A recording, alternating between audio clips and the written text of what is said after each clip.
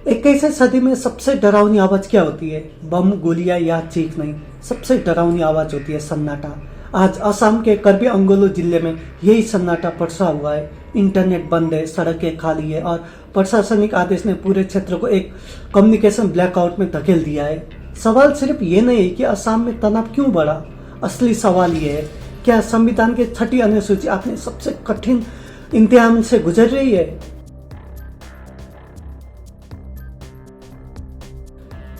क्या हुआ कार्बी आंदोलन में? कार्बी आंदोलन में स्वायत्त परिषद KAC द्वारा हाल ही में एक प्रशासनिक आदेश जारी किया गया। इस आदेश में गैर आदिवासी समुदाय को भूमि अधिकार और सेटलमेंट से जुड़ी कुछ सुविधाओं का प्रावधान किया गया। यहीं से विवाद शुरू हुआ।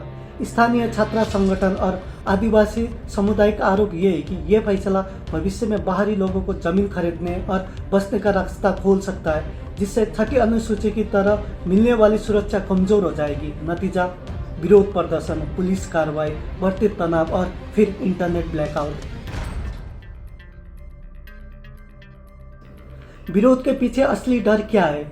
इस आंदोलन का मुख्य 3 बिंदु से समझा जा सकता है। पहचान के कमजोर पड़ने का डर। स्थानीय लोगों का आशंका ये है कि भूमि रिकॉर्ड बदलाव से उनकी सांस्कृतिक और राजनीतिक सुरक्षा टूट सकती है। परंपरा बनम कानूनी अधिकार। ऐसा कोई व्यक्ति है जो पीढ़ियों से व्यापार के लिए यहाँ ले रहा है लेकिन आदिवासी नहीं है, उससे जमीन का मालिकाना हक मिलना चाहिए। विरोध से हिंसक तक।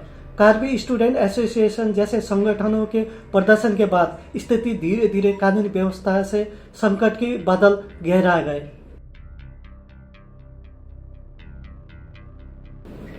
सुरक्षा या संघर्ष। कार्बी आंदोलन में कोई सामान्य जिला नहीं है। ये अनुच्छेद 244(2) की तरफ 6ठी अनुसूची में शामिल किया गया क्षेत्र है। संविधान निर्माताओं ने यह माना है कि पूर्वोत्तर भारत को one size fit all model से नहीं चलाया जा सकता, इसलिए स्वायत्त परिषद बनाई गई ताकि आदिवासी समुदाय अपनी जमीन, जंगल और परंपराओं पर खुद फैसला ले सके। लेकिन आज सवाल यह है, क्या राज्य सरकार और स्वायत्त परिषद के बीच सत्ता के खींचतान इस व्यवस्था को कमजोर कर रहे हैं?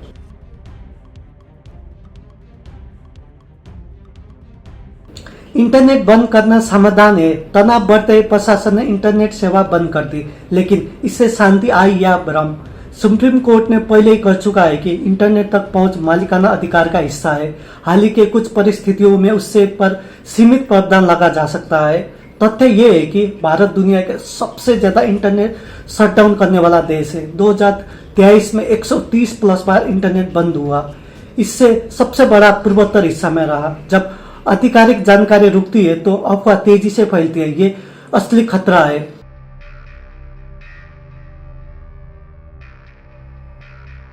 – 2021 समझौता और टूटा भरोसा। 2021 में केंद्र, राज्य और उग्रवादी समुदाय के बीच एक ऐतिहासिक समझौता हुआ। उसमें हथियार डालने की प्रक्रिया, विकास पैकेज, स्वायत्त परिषद की शक्तियां बढ़ाने का वादा किया। लेकिन आज विरोध कर रहे लोग कह रहे हैं कि विकास के नाम पर स्थानीय स्वायत्त को धीरे धीरे कमजोर किया जा रहा है, यानी स्वाई सूखने से पहले भरोसा में दरार।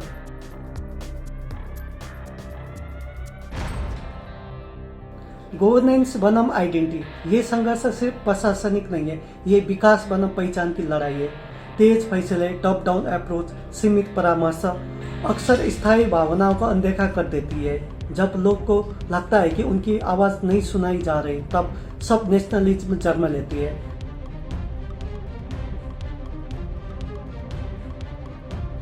राष्ट्रीय संदर्भ क्यों जरूरी है? ये मुद्दा केवल कार्बो आंदोलन तक सीमित नहीं है।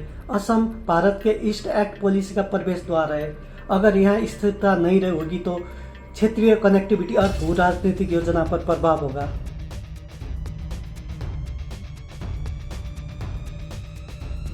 ये पूरी घटना यूनिटी इन डाइवर्सिटी का वास्तविक परीक्षा है। कंक्लूजन ये है कि कर्फ्यू हट सकता है, इंटरनेट वापस आ सकता है, लेकिन सबसे बड़ा सवाल ये रहेगा कि क्या लोगों का भरोसा लौटेगा? पहचान को दबाया नहीं जा सकता, उससे समझना और सम्मान देना ही पड़ेगा। आपको क्या मानना है?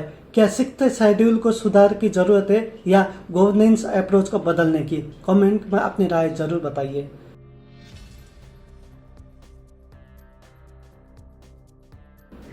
उम्मीद करता हूँ आपको ये वीडियो पसंद आया होगा। अगर वीडियो अच्छी लगी हो तो लाइक ज़रूर करें, चैनल को सब्सक्राइब करें और वीडियो को अपने दोस्त के साथ शेयर ज़रूर करें।